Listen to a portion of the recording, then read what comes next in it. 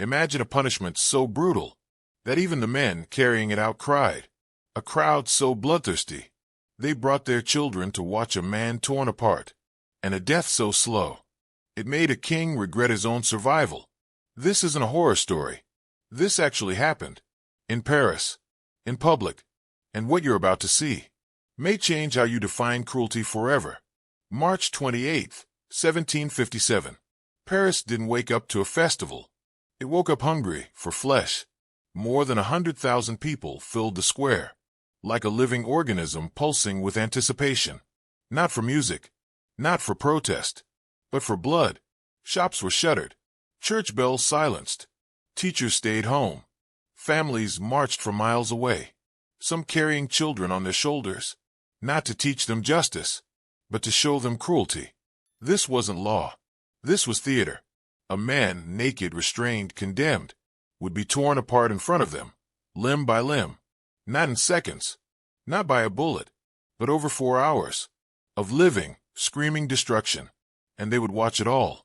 The cheers had already begun before the pain did. Some brought wine, others sketchbooks.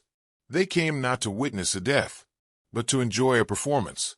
Paris, the city of art and elegance, had become an open-air coliseum, and the main act, misery itself. Because this wasn't justice. This was cruelty performed like opera. Planned, perfected, applauded. But who was this man exactly? And what crime could possibly justify a death like this? One stab. Shallow. Almost harmless. Yet it shattered 2 centuries of silence. January 5, 1757. The gardens of Versailles were calm, regal, untouchable. And then to ripple. Robert-François Damiens, confused, trembling, barely coherent, slipped through the crowd. A servant once trusted in noble homes, now reduced to paranoia and obsession. He approached the King of France. No shouting, no speech, just a quick movement. A 4-inch blade into the back of Louis XV. The wound, superficial. The king would walk again within hours. But the idea of harm, that was unforgivable. Because to touch the king was to touch God. And Damiens had spilled royal blood. In a single breath.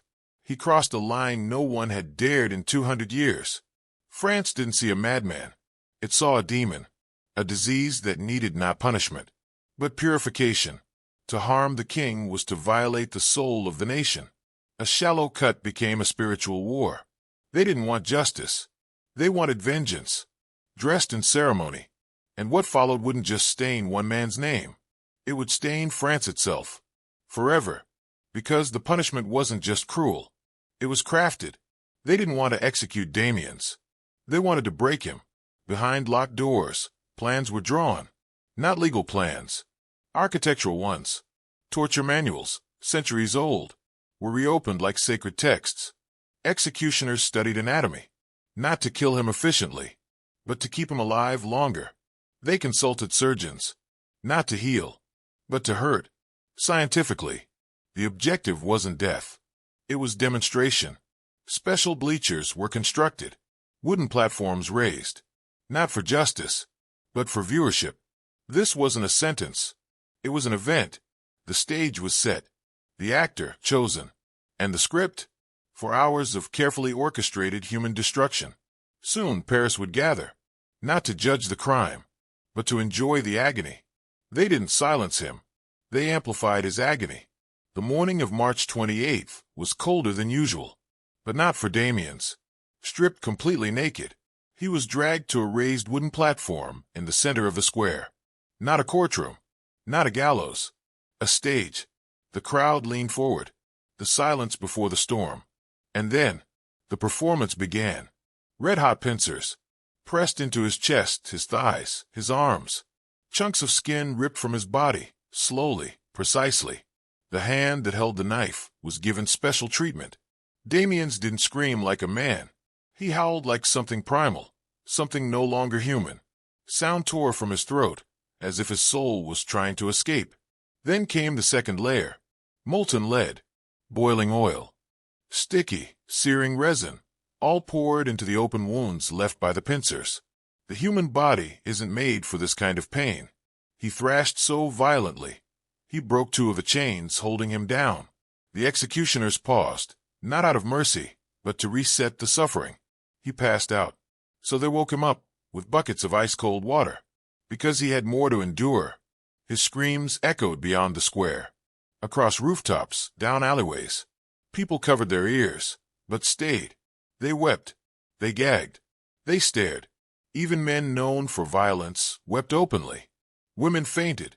Children vomited into the cobblestone gutters. But no one left. Because horror, when refined enough, becomes hypnotic. And this was just the beginning. It takes a special kind of cruelty to make torture inefficient. The crowd had already watched hours of agony, but now came the finale. 4 horses, one for each limb, were attached with thick ropes. The square fell quiet.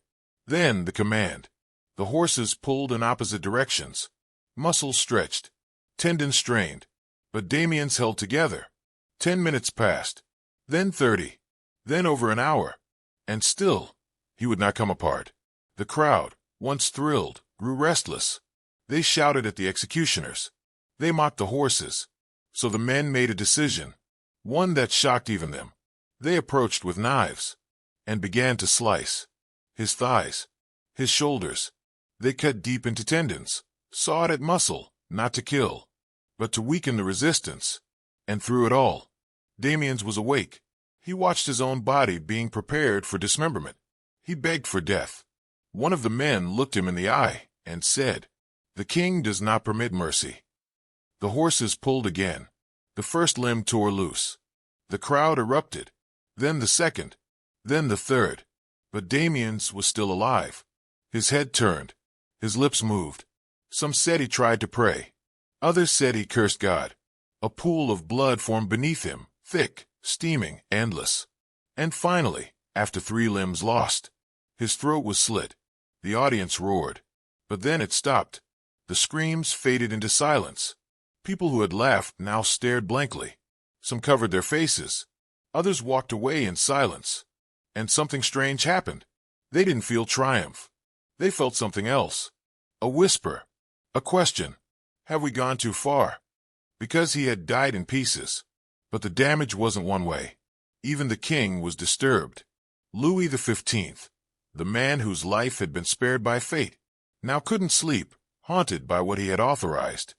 The man they tried to erase left a scar on France itself. And that scar, it didn't fade. It festered. It deepened. It spread. Until one day, it helped bring the entire monarchy down. They tried to kill rebellion. Instead, they gave it a martyr. The blood had barely dried when the questions began. Not from the nobles.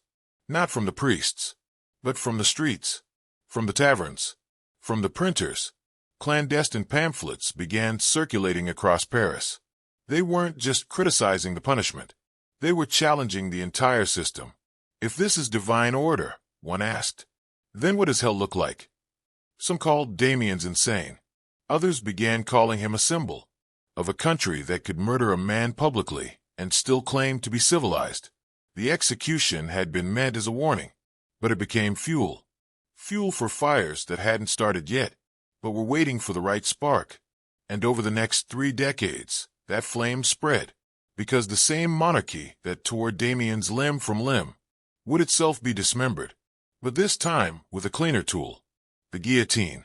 It came 32 years later, not from the nobility, but from the children who had stood in that crowd, the ones who had seen cruelty in its purest form, and never forgot. The revolution wasn't born in philosophy alone. It was born in memory, in trauma, in revenge, and when the king's own head finally met the blade, the steel that sliced his neck wasn't just a tool. It was a message, a direct rejection of everything that happened in 1757. History doesn't remember justice. It remembers the spectacle. And Damiens, he didn't become a warning against treason. He became a mirror, reflecting just how far power can go when unchecked. They wanted to erase him, but they carved him into memory. He became a symbol, not of rebellion, but of limitless cruelty, of what happens when revenge wears the robe of law. The platform where he died, gone. The square where 100,000 screamed for pain, now peaceful. No plaque, No apology. No mention of what happened there. Just silence. But beneath that silence, the memory screams. It screams through pages of banned books, through the nightmares of a nation that watched, through the steel of a guillotine forged not just to kill, but to condemn the past. And now, centuries later, it still asks us the same question. What truly defines a monster? The man who stabs a king, or the system that tears a man apart alive, while a city applauds?